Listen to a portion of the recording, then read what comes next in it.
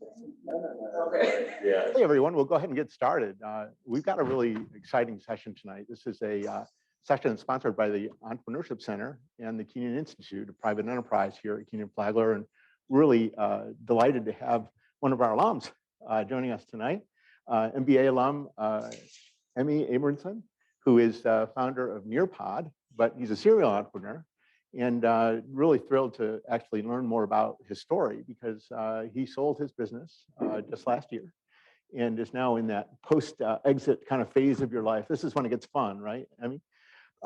Emmy is actually, this isn't his first rodeo. He's a serial entrepreneur. His company Nearpod offers an interactive instructional platform that actually integrates real-time media for live and self-paced learning in the classroom environment. And it has taken off like wildfire. It's changed the face of ed tech. And Nearpod is a prolific app that works on every platform. So it helps educators do their job better. And they have over 15,000 ready to run interactive sessions and videos and activities that help educators really engage with their students. Nearpod really had some exciting channel relationships as well with Smithsonian and Common Sense Education. It was recognized as one of the top EdTech firms in the country by EdTech Digest as Company of the Year in 2018. I've learned enough about Nearpod to know what a game changer it was and a pioneer in the EdTech market. So we're thrilled. Nearpod was acquired in March 2021 by Renaissance Learning in a very nice exit. I would guess your parents would be very proud of that kind of exit, right? And Nearpod is not Emmy's first entrepreneurial rodeo. He is also the co-founder of Resma, which is active in the real estate marketplace. And we have Dave Hartzell. Dave is one of Emmy's former professors. And Emmy spent a lot of time in real estate here at Kenan Flagler. You left here to become Director of Strategic Marketing at Pulte Homes, if I recall. Yep. So you have this schismatic life between real estate and ed tech, and we'll have to try to understand that a little bit better. You'll be able to tell from Emmy's accent, he's not from any western part of North Carolina. He's from Buenos Aires, Argentina, coming here to get his MBA in 2004. So welcome back to Kenan Flagler, Emmy. Thank you, Ted. Thank you. Thrilled to have you. You know, one of the things I had to start out with is just your experience. You know, when we were walking in, actually Dave had the picture book, it was a Facebook, I guess, of your MBA class. And going back, you probably are having a little bit of an out-of-body experience here, coming back to Kenan Flagler. We're very proud of kind of the global tradition of Kenan Flagler. For every student who is an international student, we have a flag, and we literally change them every year. So we're very proud of that. But I was curious how coming from Argentina and coming here with the idea of getting your business education, then getting into business, how did your time in Argentina and your perspective globally really influence your approach toward entrepreneurship? Yeah. Can you guys hear me okay in the back? Okay, perfect. Growing up in Argentina, I think I need the tenacity and perseverance that any entrepreneur needs. I like to say that most business people in Argentina, like in Brazil or Paraguay, are entrepreneurs by nature.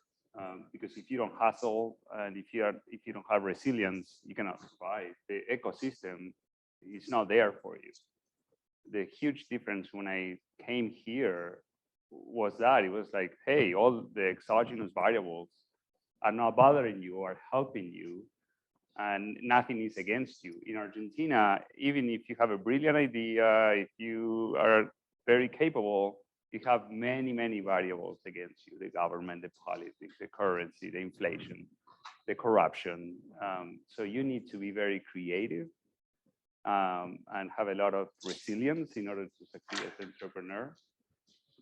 Probably that background combined with the platform in Silicon Valley, the US private equity market, and all the help that help here exist for entrepreneurs is probably the right combination.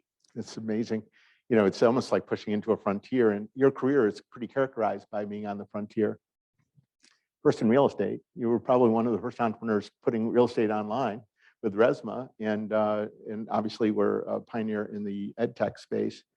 I was curious, as you think about your history, when was the first time you would describe yourself as an entrepreneur? You would have been proud to say, I'm an entrepreneur. And I'm guessing it was pretty early in your life, because as I look at it, you weren't in corporate very long before you pretty much had to move on. Yeah, I started at 17 years old. My father has been an entrepreneur all his life. And one time he was importing toys from China. And I told him when I graduated from high school, let me go with you to China. I'll find something to import myself. And I ended up importing silk underwear, which I don't know, I found it cheap and convenient, and I could bring in a suitcase. But I built a company. I started to provide the underwear for brands like Christian Dior and Yves Saint Laurent in Argentina, and that paid for my college education. That's great. So I mean, for being that age, I made good amount of money doing that. But then after graduating from undergrad, I received an offer to join Accenture, the consulting company. And I said, if I want to try corporate, this is the time to do it. And very ignorant and innocent, I didn't sell my company. I just left it and started working at Accenture for a few years until 1999, that the dot-com boom started. And then I was recruited by McKinsey, former partner that worked with me, and said, I'm starting a dot-com company. I just got funding. Do you want to be my first employee? And I said, yeah, absolutely. So I did 2 years of that startup. That went extremely well. They sold to Banco Santander from Spain in 2001. That was one of the dot-com exits in Latin America. And that gave me the money to pay for my MBA. So, oh my gosh. That's why I after that exit, I took some time off and came here. Well, I'd model those that pair of silk underwear, but that's just between us. If that's okay with you. I'm sure no one would want to see that. So that's pretty clear. So there was part of your history that was fascinating, because after your MBA, you really got into the real estate market. You were interested in the real estate market, and you scaled Resma. Resma is still a very successful venture, now kind of bridging the gap between Latin America and the US. And you also were involved in Panera Digital as a director, which was an ed tech. So you had real estate on one hand and ed tech in the other. So it's kind of schismatic. Can you help us reconcile the two? How did you deal with that? Yeah, so that touches my personal story, because I came here with what is now my wife. At that time was my girlfriend, and she wanted to study law, so she came here and she studied law at Duke, and then we started to get loans, and then we decided not to go back to Argentina and try to find a job here. And she has family in Miami. So she said, why don't we try to find a job in Florida? And I wanted to do something new. And then Pulte had that amazing program that it was a fast track to management for MBAs. And they offered me this position. It was in South Florida, and it was management training. And I said, yeah, sure. So I didn't know anything about real estate before coming here. So the combination of the classes here and that training that I received at Pulte, I became director of strategy for South Florida at the time where Florida was booming. We were building 10,000 homes a year. It was, growing, buying land, building, and doing a lot of communities up to 2007, 2008, when the crisis started. And then from 10,000 home a year, we started doing 800 a year. So my business center was not profitable anymore, and I was offered to move to other divisions in other parts of the country. But then my son was born in 2007. We brought my wife's parents and sisters, and we were living in Miami, and relocation was not a possibility. So I ended up resigning to Pulte and started Resma and started Panera Digital. So Resma was a real estate fund. It's a real estate fund that started with an MBA classmate of mine, Marcelo Wolf, who has just moved to Argentina after working at Microsoft in Seattle. And he called me and said, Emmy, there's a lot of people here that want to invest in the US, and we don't know anybody there. Can you help us find properties to buy? And I said, this is the best time to buy because there's a lot of distress in the market. There's a lot of opportunities. If we buy from banks, foreclosures, whatever, yes, I'll find you properties to buy. You find investors, and we partnered up, and we're still partners. Amazing. Yeah. And he was a classmate at Kenan Flagler. Yeah, he was a classmate. One of my, today, one of my best friends. Phenomenal. And what's great is you saw both sides of the real estate crisis. You know, Greg Brown would be the first one to say that 2009 was a pretty telling year when we look at economics. You know, it was a bottoming out, and real estate was probably the most impacted. But you were actually able to flip it, and with RESMA, take advantage of the upside. Yeah. On the other part of the equation. That's really exciting. So, what captured your imagination in ed tech originally? Because the story that's consistent is ed tech throughout with Panera Digital first, but what captured your imagination and what problem were you looking to solve? Yeah, so Panera Digital, that was a company run by my former friends, bosses from the .com company, that after the exit, they took some years off and then created Panera Digital. When they learned that I resigned from Pulte, they said, Emmy, we need you in Panera Digital. Let's partner up again. They were based in Argentina. I was based here. And I sold their services. It's a software factory employing about 200-300 developers, designers. And we were servicing publishers here. Disney, McGraw-Hill, Nickelodeon, Barnes and Nobles. And we were the software arm for those companies converting from physical to digital. Wow. That's Panera Digital. It was a software services company. Amazing, amazing. Could you share a little bit about that conversion? I mean, in the early days of ed tech, we were dealing with old business models. And those business models you were refreshing in the first round with Panera Digital. Could you give us a sense of some of the challenges you faced during that conversion with old school publishers? How did you bring them along? Well, I mean, before Nearpod, I didn't break any barriers. We were just servicing publishers. That experience helped us discover the Nearpod opportunity. Okay. The story is as follows. The iPad was launched in 2011.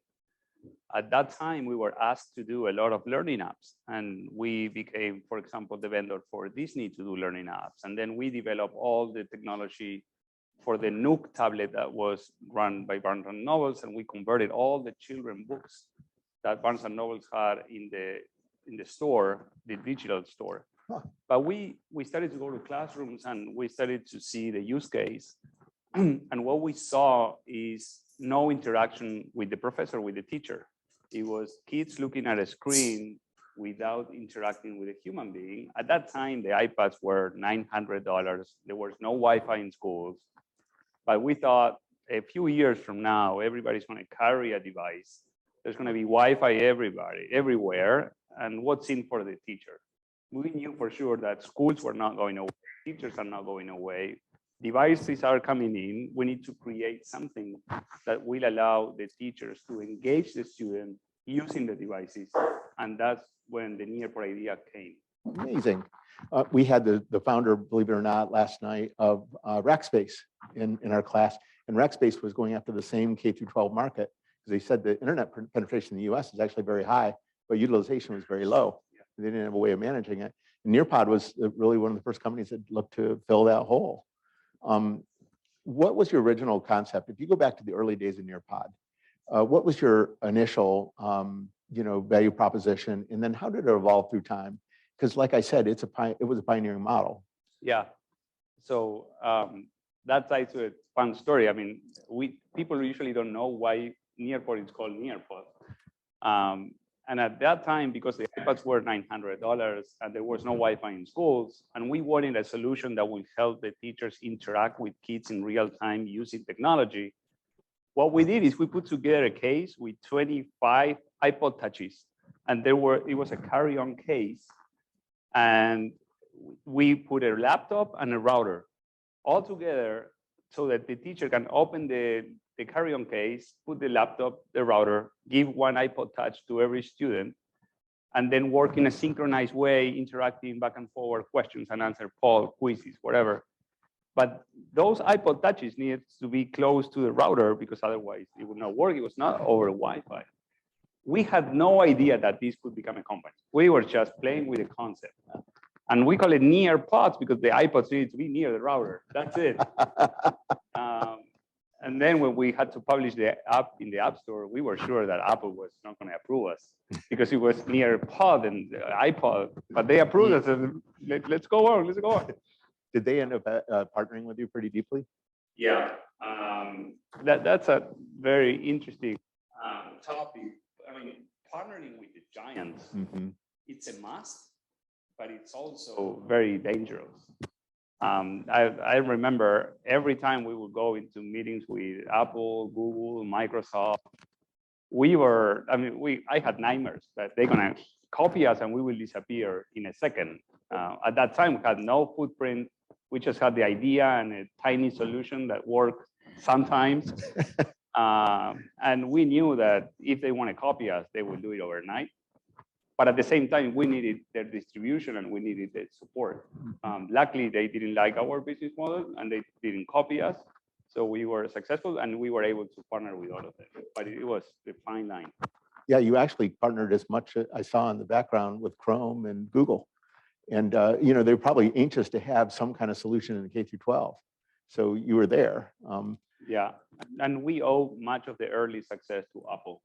At that time, iPad were dominating the K through 12 space before the Chromebook appeared, probably in 2013, 14. And Apple selected us as one of the best apps for education.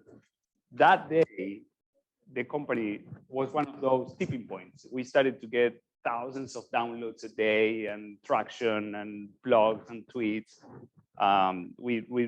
They really moved the needle with the distribution channel. Was your team almost exclusively in Argentina, or did you have a global team? All the tech team was in Argentina. All the management team, marketing, sales, products were here. Yeah. So, I mean, one thing to sensitize y'all, EdTech is still kind of a totally open market. We're just beginning to scratch the surface of what's possible.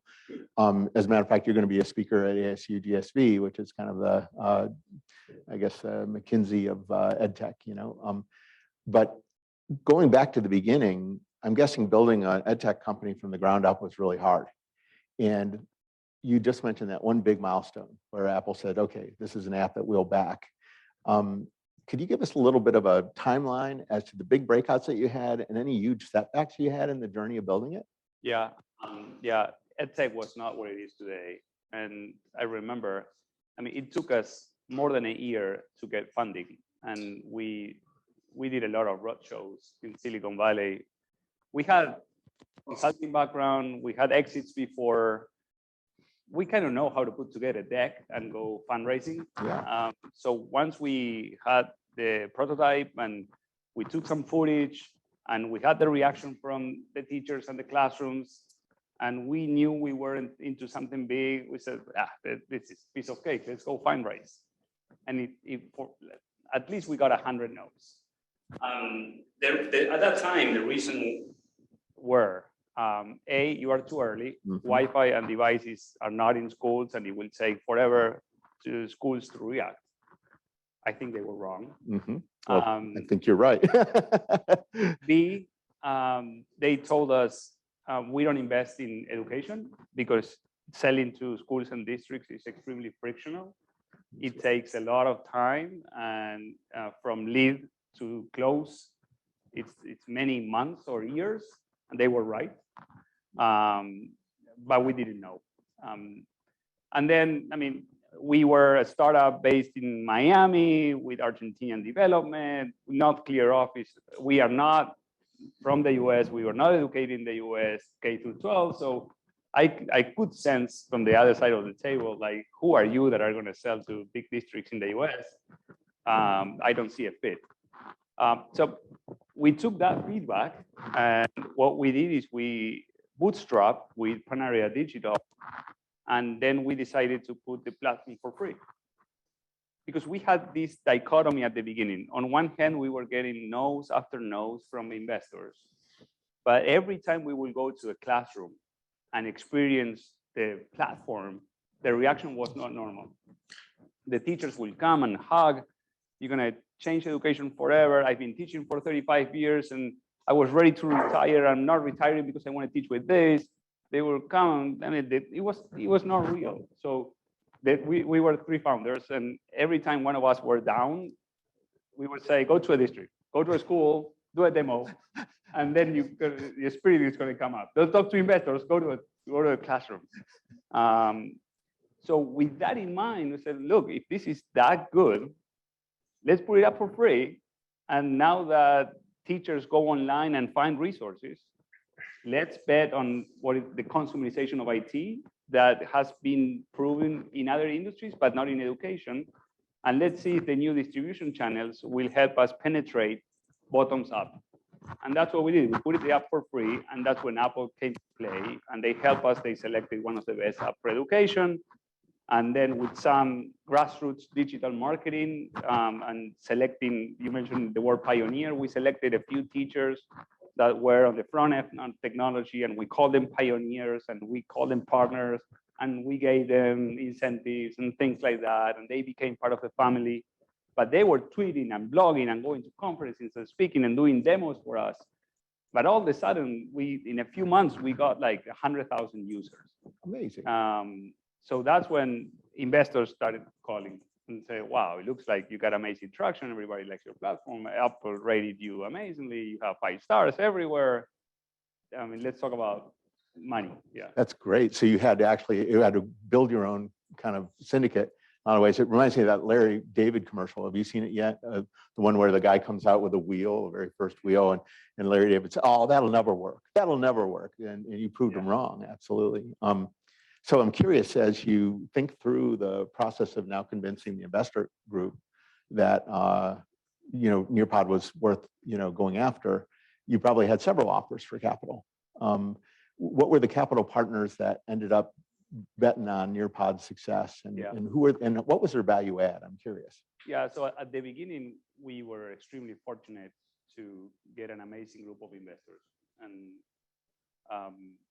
we were incentivized to move to Silicon Valley. Out of the 3 founders, Guido decided to move, and he moved, and we were incubated by Stanford, and he was invited to be a fellow at the design school. That helped a lot with product roadmap and how we look at the solutions we were trying to tap into.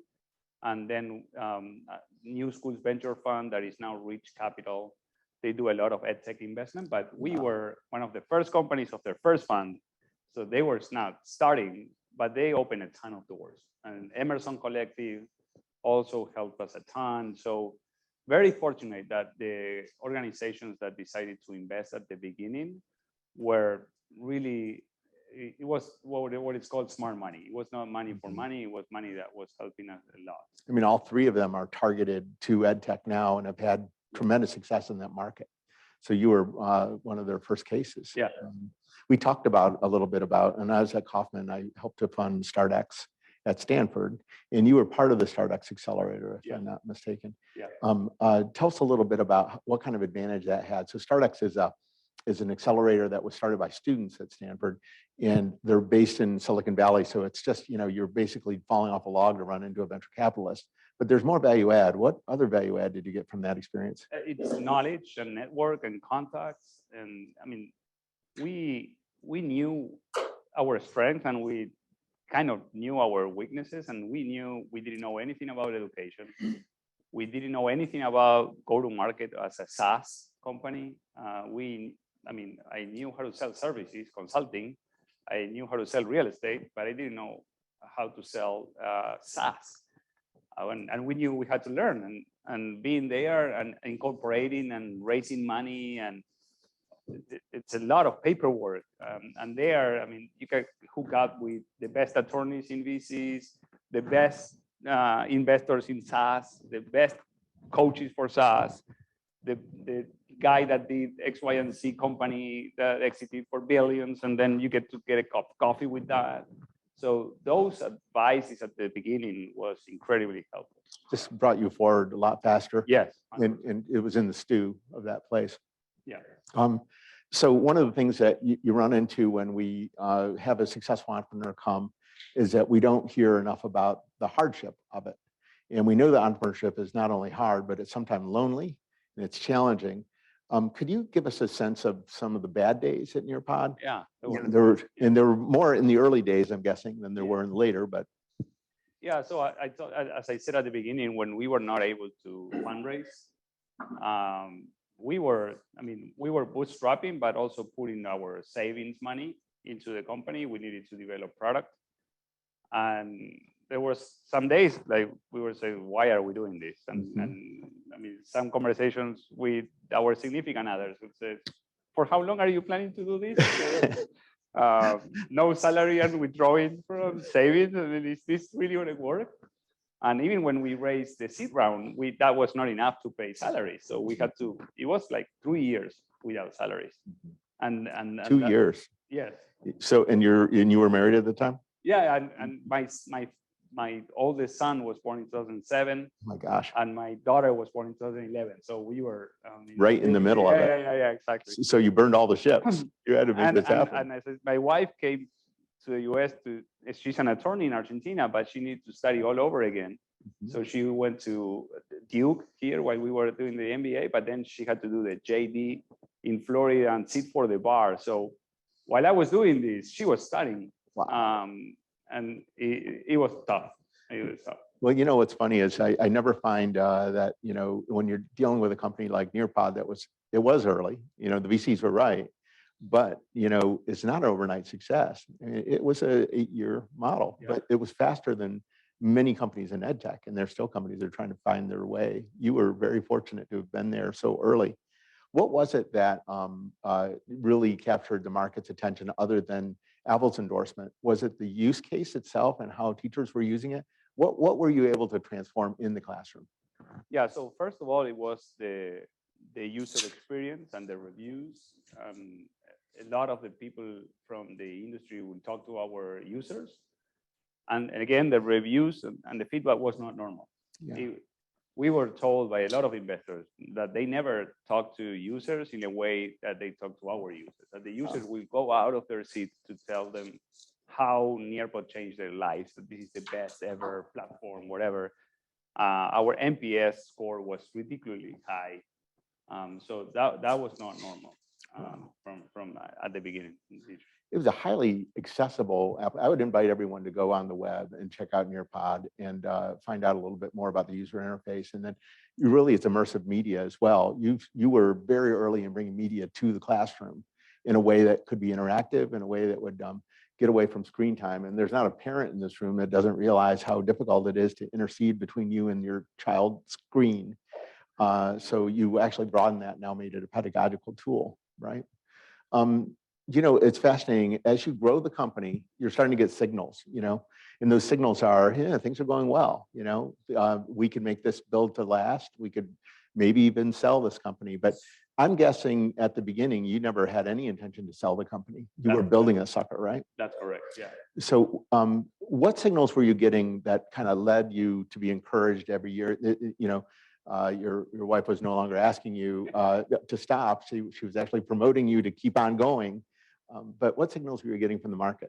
I remember very clearly having interim milestones. At the beginning, we wanted to get the 100,000 user mark.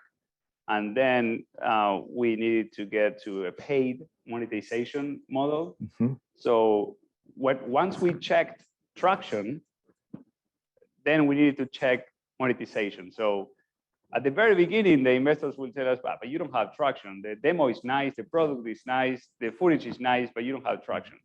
We will go after the traction and say, but you don't have revenues. What about revenues? How are you going to monetize this? It's free. So, and once we reach $1 million in annual recurring revenue, it was like 1 million, that's okay, but not enough for a Series A. If you want a Series A, you need to be $3, $4, $5 million in our revenue. And once we did that, then the private equity guys started talking to us. They say, I want to invest, but you need to be in $10 million in recurring revenue. And we were like, what else do you want from me? So yeah, always interim milestones. We play on that kind of buffer between VC and PE in the class. And just curious, did you ever feel tempted to try to goose it and just bypass the VCs and go right to PE? I know it's very hard because they have to add another zero to the number, but your partners, were they able to carry you all the way through to a B round that they could expand you with? Yeah. I mean, once we took the VC money for the Series A, we were not ready for private equity. Right. And we were desperately needing capital to grow the company faster. Yeah. So we didn't even study the possibility of private equity. When we had an opportunity to go private equity, it was a little bit controversial because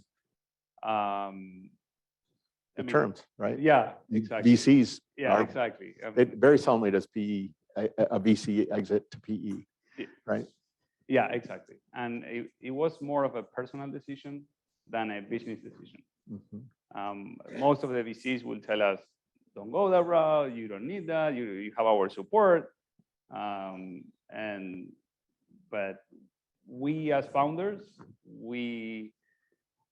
when we started talking to inside partners, we talked among ourselves and we said, if we get this valuation and these terms, good for us, we're gonna go forward. And that's what we did, knowing what we were getting into. Again, if you look at on a cap table and you look at projections and maybe we sold too much too early at a low valuation, but we were extremely happy. Yeah. At that time. You need the capital. Yeah, exactly. And so I think we made the perfect decision considering where we were and what we wanted to do at that time. So it's funny, the traditional model is, do a Series A, think about expansion, maybe a Series B, hopefully not a Series C, but if you have to, you continue in that motion. How did you guys, though, as the three co-founders, goal yourselves after you got the Series A? What was your measure of success? When you could say I was successful, what would have been accomplished after that Series A tranche? Well, we managed to keep growing at over 100% year over year. How many years? Every year. Every year. Since 2012 until 2019, we grew at 100% year over year. Amazing. We were extremely fiscal responsible, having our tech team partially based in Argentina. We were not spending money where we need. I mean, we were very careful about making our investor money last as long as it could last. We were based in Miami with some people in California, but most of the company in Miami at a lower cost in Silicon Valley. So all the time looking at run rates and projections of revenue growth and when we will do the next round. And we were not in the position saying, oh, we just raised 10 million, let's spend it in a year so we can raise more money. No. We were like, okay, once we raise the Series A, we put ourselves in a position that with this money, we'll take the company profitable.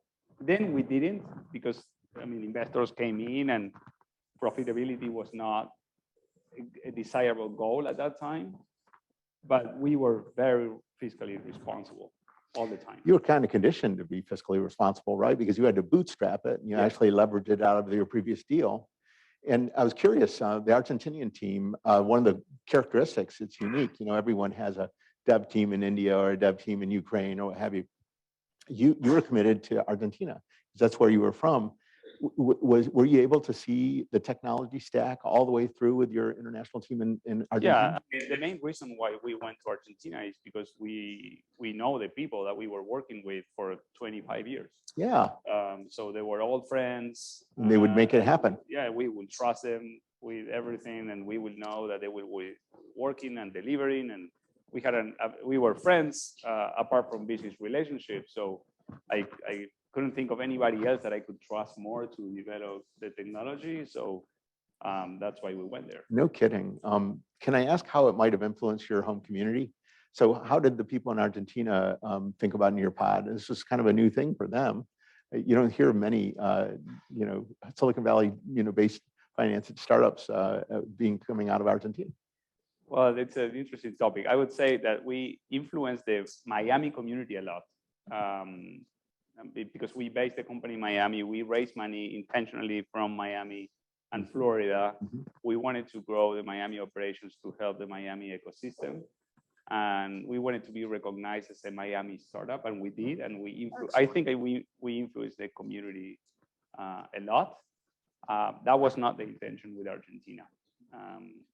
Argentina was a vendor, and we were not an Argentinian company. And that was very intentional because we didn't want to be considered an Argentinian company because we were selling and operating in the US. And we were only selling and operating in the US. We were not selling in other countries. So we were not advertising the fact that our vendors were from Argentina, and we didn't want to position that because that would confuse people. That we had an office there where it was just a vendor doing business with us that we trust. We'll come back to that because your co-founders are also expats, right?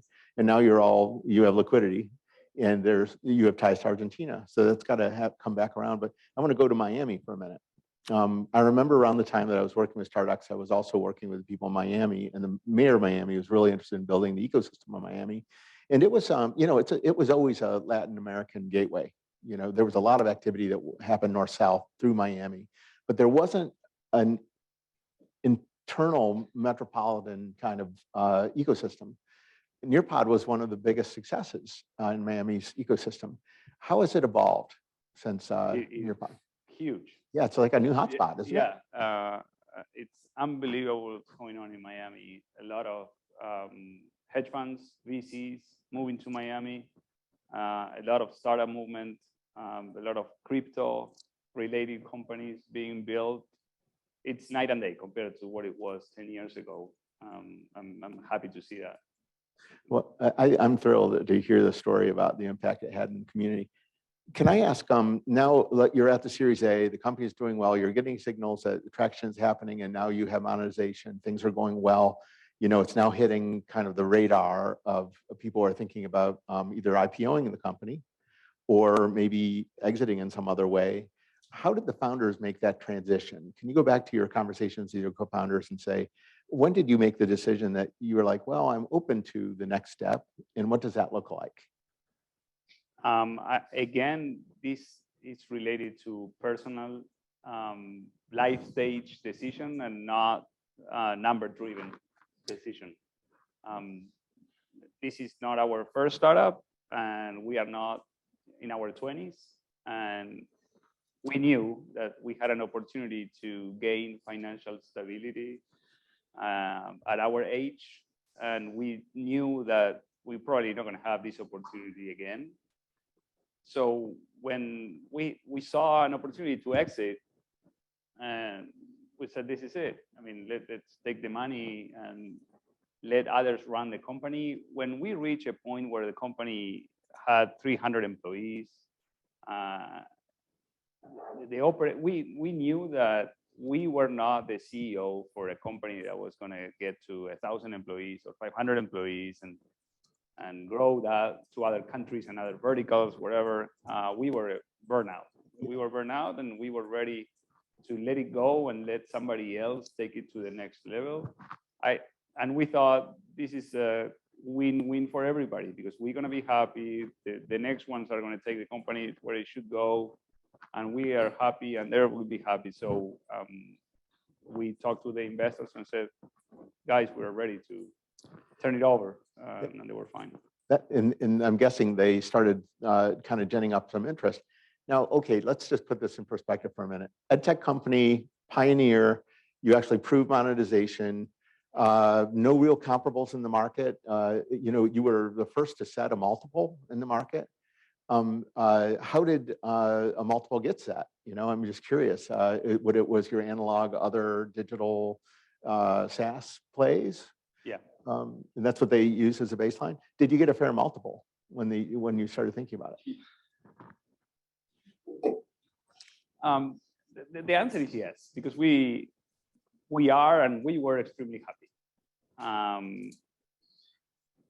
the same time, I must say that we were not very pushy on the price. Right. And because this is, again, very personal, we, the founders, we are not desperate to get the maximum amount of dollars every minute and looking for what I'm going to buy next and desperate to, I mean, we look at each other and says, this is incredible what we built. This is more than what we need.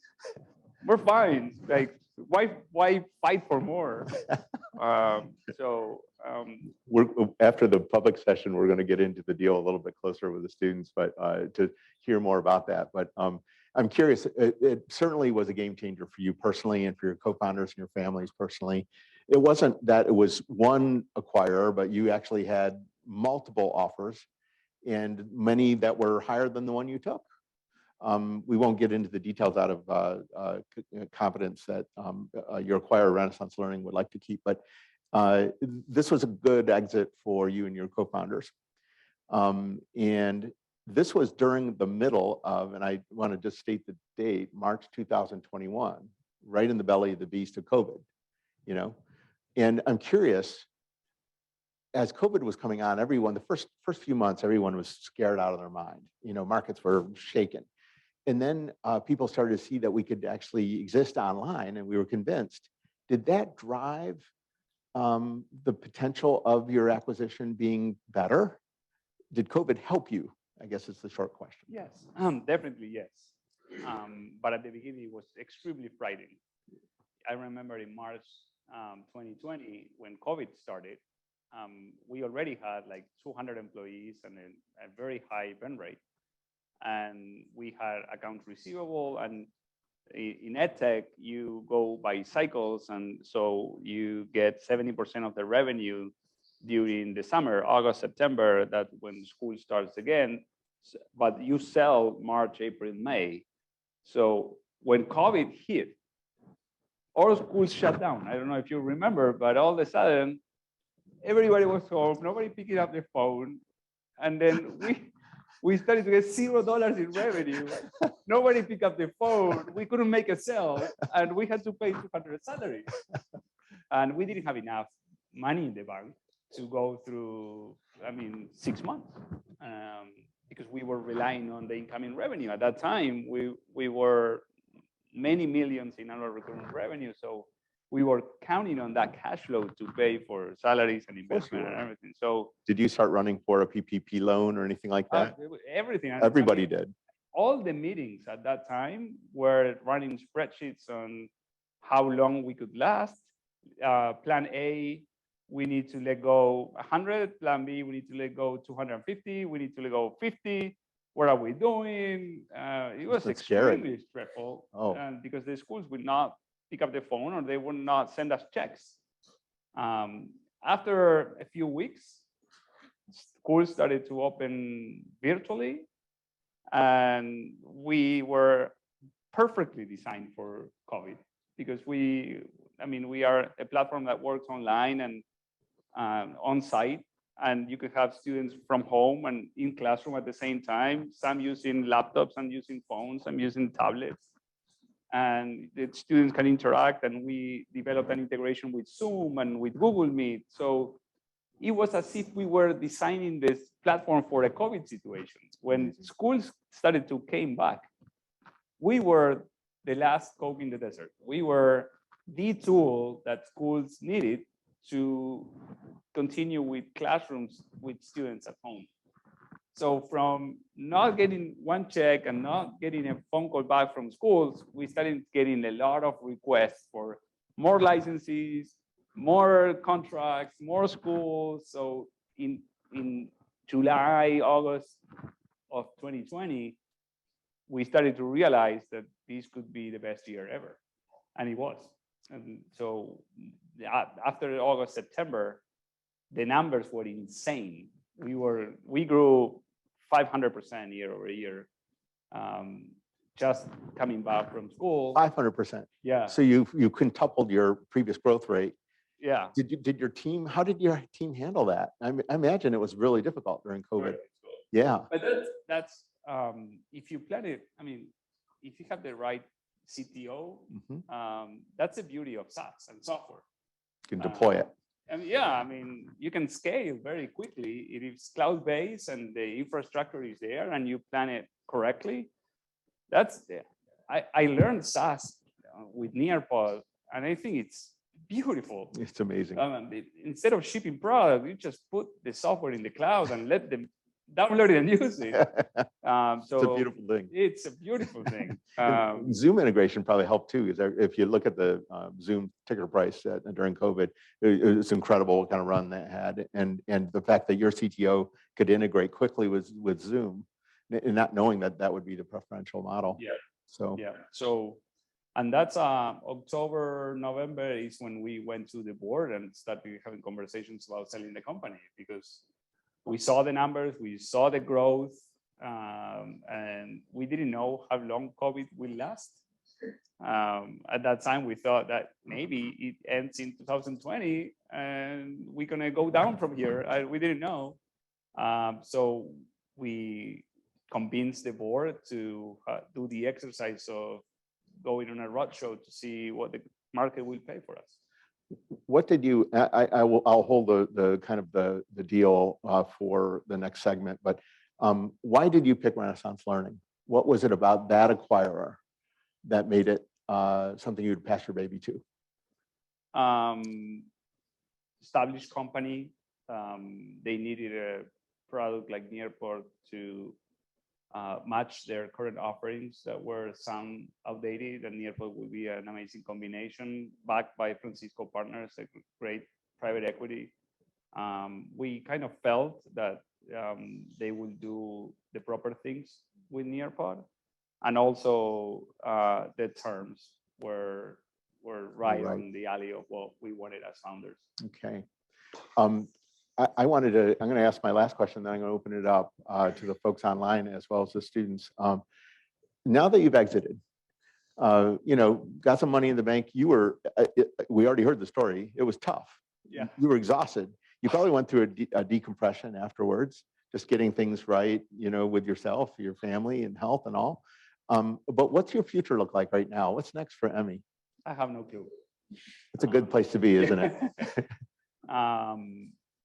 I don't know. And a few thoughts, and I didn't plan for this, and I never had time to sit down before the exit to understand what I'll be doing after the exit, because all I wanted prior to the exit was to get where I am now.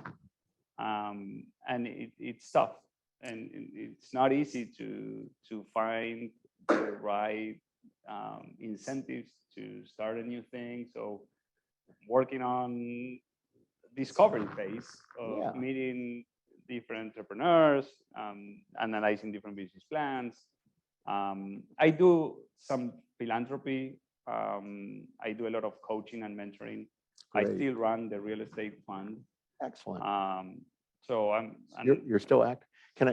I do a lot of conversations with post-exit entrepreneurs, and we could turn this into a therapy session openly, but I'm curious, now that you've gone through that huge adjustment in your life, there's really no roadmap for what that looks like. And I know from my past experiences that entrepreneurs typically aren't folks that will go to the golf course or go to the beach. They're just not designed that way. You're a builder. You want to build something. So it's just a matter of time. And then it's the way you build things. So you're in a different position now. You don't have to pit fight like Nearpod was in the early days. But at the same time, you've got to be careful, right?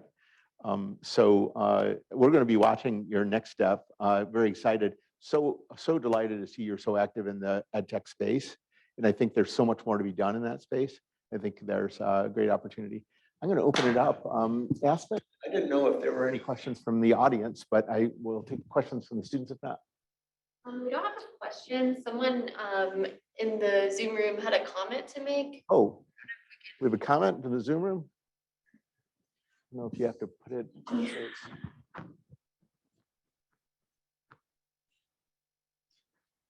In the meantime, please. Can you, I'm sorry. I was going to. Pardon me for a second. Go ahead, sir. I don't know if you can see me. Hi, Ted. Hi, Emmy. Love to hear your story. I'm Peruvian. I'm from Lima, so I understand exactly where you're coming from. I'm a serial entrepreneur. I've owned 3 companies. I was CEO of a startup in Peru in the retail space. I'm also have a long history in Miami, especially in the sunny Isles of Ventura and Brickell area. So I've lived in all 3 spaces and know a city very well and know a lot of people there. So I just wanted to ask you from entrepreneurship, because I'm starting a new venture in the Bitcoin and also the NFT space. So I just wanted to ask you what the pulse is right in Miami, and also if potentially in the future, if you had an email, I can send you an email and we can connect in the future. Yeah, I know there's a lot of movement and traction around crypto-related startups in Miami, but I'm out of that loop. I don't know enough to help or to be part of that movement. I listen to some talks, I speak with some people, but no, I'm out of that. But it's pretty amazing if you think about it. 2 Kenan Flagler entrepreneurs, both born and bred in Latin America, coming here, building their companies with your home countries and living in Miami. So we have our own Kenan Flagler syndicate started in Miami. So it's good. You guys definitely need to connect the dots. Thank you for your comment. Yeah, so I just want to go back to the kind of pivot moment where you mentioned putting your service onto the App Store for free and kind of creating that demand and improving it. I'm just curious what you and your partner's thought process was in making that decision. What could the repercussions been of going either way? Could it have fallen flat and not proven what you wanted to? Just kind of curious about that thought process, because it seemed a pretty big point. Yeah. Let me correct one thing that I think is an important distinction.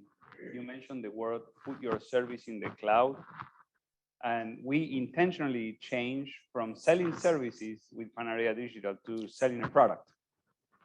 So we changed our company from being a services company that you have to sell over time and sell service after service to build a product that can be sold over the cloud and replicated massively without us being to be selling over and over. So that was it is a huge distinction, and it was intentional from us because we were tired of going on planes selling services like a consultant would do.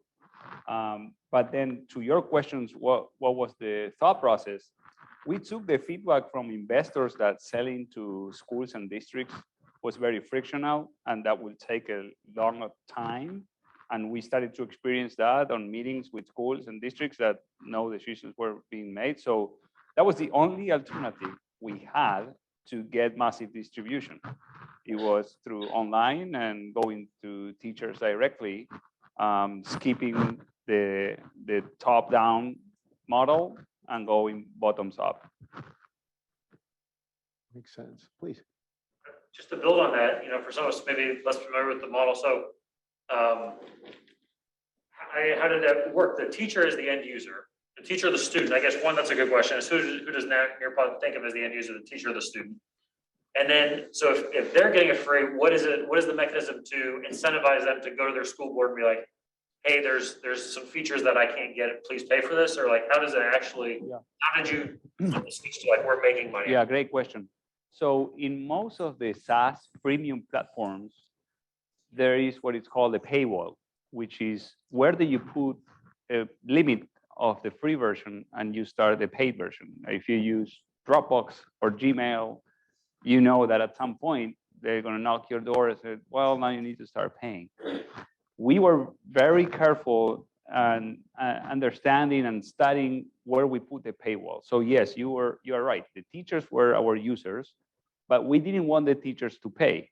Even though teachers go beyond their means to help their students, and unfortunately, some teachers have to pay out of their own pocket for solutions.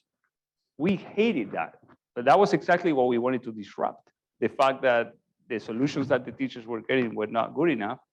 So we decided to give the platform for free to teachers, but all we asked the teachers in return is to help us sell to the principal. If the teachers were happy, we would just call them and say, hey, well, who's your principal? Give me the contact info. How can we sell to your school? And we built features that were targeted the admin people at the school, not so much the teachers. So reporting on usage, reporting on performance of the teachers, and those things will hook the decision maker, not so much the teachers. After all, building the right paywall is extremely complex. Any software freemium platform will tell you that it's something that it's a moving target. You're always changing your paywall to maximize, because in SaaS and freemium, one of the key things that you need to do is manage the funnel. And the funnel starts with free users, and then you want the free users to continue to use your product. So engagement is the second big milestone. And then from that, you get paid. And then after you get conversion and pay, you go to upsell. So managing that funnel is one of the most important things any SaaS business owner would have to do. And that was a key part of what we were doing as C-level people in the company.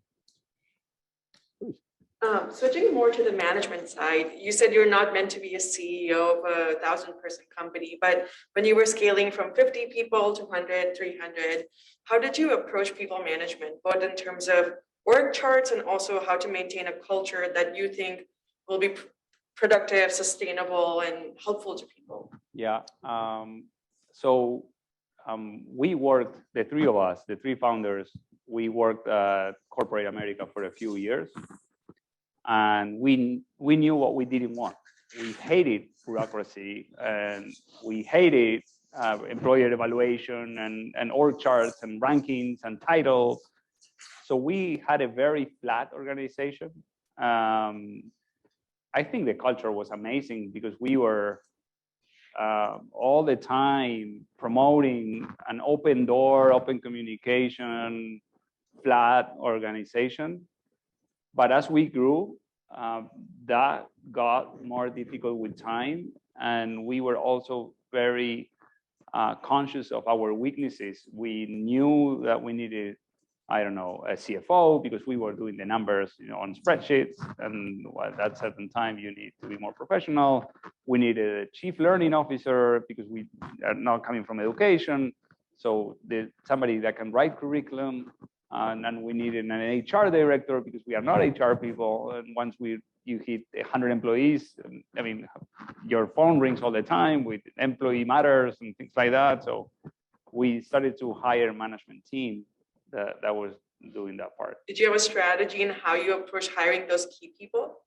Yeah, well, I mean, we were being helped by our investors that are knowledgeable on how to scale company. I can tell you that hiring right is probably the most important skill that an entrepreneur needs to have.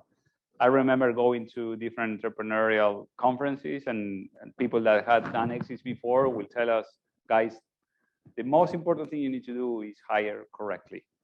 And now looking back, he was absolutely right.